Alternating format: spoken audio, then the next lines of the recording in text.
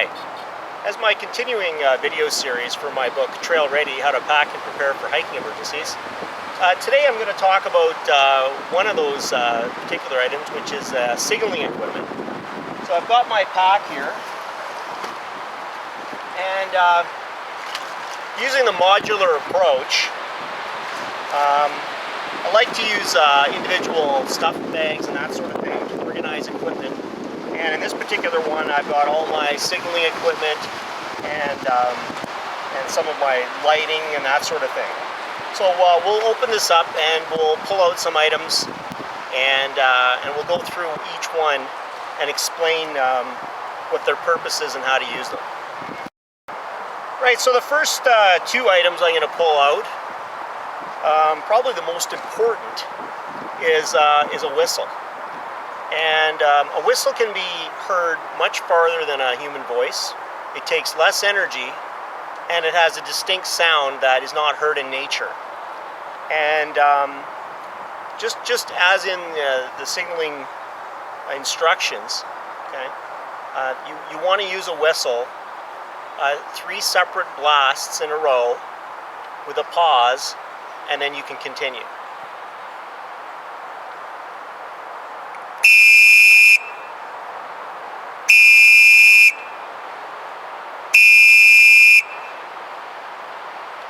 So in that fashion, if you do 3 whistle blasts, and you can do that in a sequence, you could do 5 or 6 of those in a sequence and then wait, and do it again in 10 minutes. Any searchers in the area, if they can hear that, they'll be alerted and they'll start homing into your location. The next item that is a signal mirror, and this is a commercially made one. It has a aiming device inside. My book covers in detail how to use a signal mirror, and the benefit is that as long as there's sunlight or even overcast cloud, you can pan the skies and signal air, and aircraft will often see the signal mirror and will move into your position. So if you use a signal mirror 10 minutes every half an hour, even, it will, even if you don't see aircraft, you can often get aircraft attention and have them move in your direction. So I won't go through the specifics on how to use this. There's a sighting procedure, and my book explains it quite well on how to use a signal mirror. So the next item I have in my signaling equipment, and this is a strobe, and effective only at nighttime. I will turn it on. Probably won't be able to see it very well in the bright sunlight. It's very effective at night. It's especially useful if you know that search aircraft are going to be in your vicinity, or if you hear an aircraft. It's probably of little value if you do not see or hear an aircraft. It'll be just using up battery power, but very effective for aircraft homing in on your position, and it can last for hours.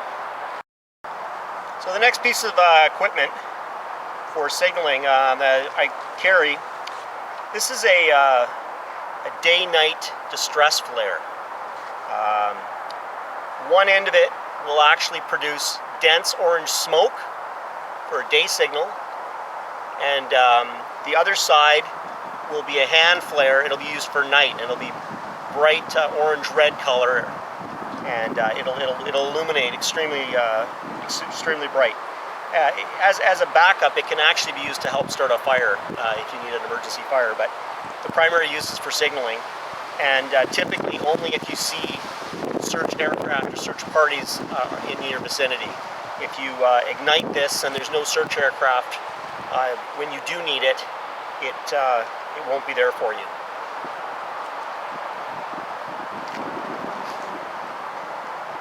So the next piece of equipment is actually a combination. It's a shelter and a signaling device, and this is the tube tent that I carry as a shelter. It's It's blaze orange, and I won't open it all the way up, but once this is opened up, it will create a signaling marker which is visible from air, and it can be used and seen for miles. So in combination with the other items, as search aircraft get closer, this is an excellent piece of equipment to have with you for both shelter and for signaling device. So the next item I carry is just a 2-star rocket flare. This fires projectiles into the air and will clear trees that are over 100 feet. And if you're in dense areas and an aircraft is flying over and it will not possibly be able to see your other hand flare and may not even see your strobe initially, this will get them closer to your area. But once again, it should be only used when you see an aircraft in the area, because I only carry one, and just due to weight, I don't want to carry too many of these, so it's effective for that. So the last item I'm going to talk about, and probably the most important, is this is a personal locator beacon. This is the particular unit I carry. There's different brands out there. What's important is, though, that you get the newest version that transmits on 406 megahertz, which is the new frequency used for the search and rescue satellites. The older frequency has been decommissioned for that. And this one is GPS enabled. That's very important because it will reduce the search area dramatically down to approximately 100 meters. It'll give your exact GPS coordinates. The old system that only used 121.5, the search area essentially would be over 240 square miles, so very huge area. This particular unit, to deploy it, it has a antenna system which just goes up like that. Ideally, you should have a clear view to the sky so it can transmit the signal up to the satellites. This particular one has a red button. You push and hold that for 5 seconds. It will indicate on this personal locator beacon that it's actually functioning, and when the GPS is enabled, it'll illuminate green. This will remain on until you are found.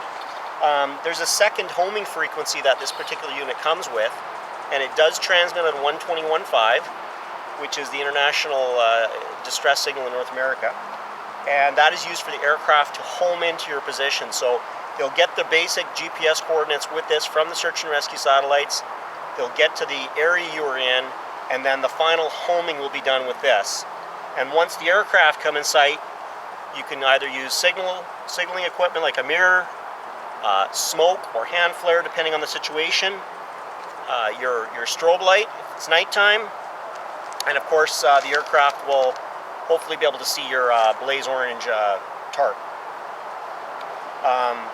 The last thing that I didn't mention that isn't actually part of your signal equipment but it's important is that you leave a trip notification plan with someone. And my book has a link to a very effective one that can be done online and emailed to one or more persons. It'll cover your equipment, the number of people in the party, description of your vehicle is very important. I recommend you include a photograph of your vehicle and possibly even yourself if available.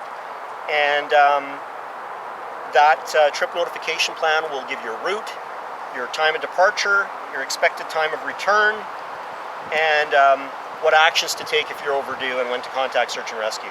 So the trip notification plan is in conjunction with the signaling system is very important. This device and any of the signaling devices should only be used in an emergency. In Canada, it's an actual criminal offense to falsely send off a distress signal. So they should only be used in emergencies. And that's the end of our signaling demo as part of the 10 Essentials. So remember, you can get my book, Trail Ready, How to Pack and Prepare for Hiking Emergencies, from my website. And I look forward to having you watch future videos.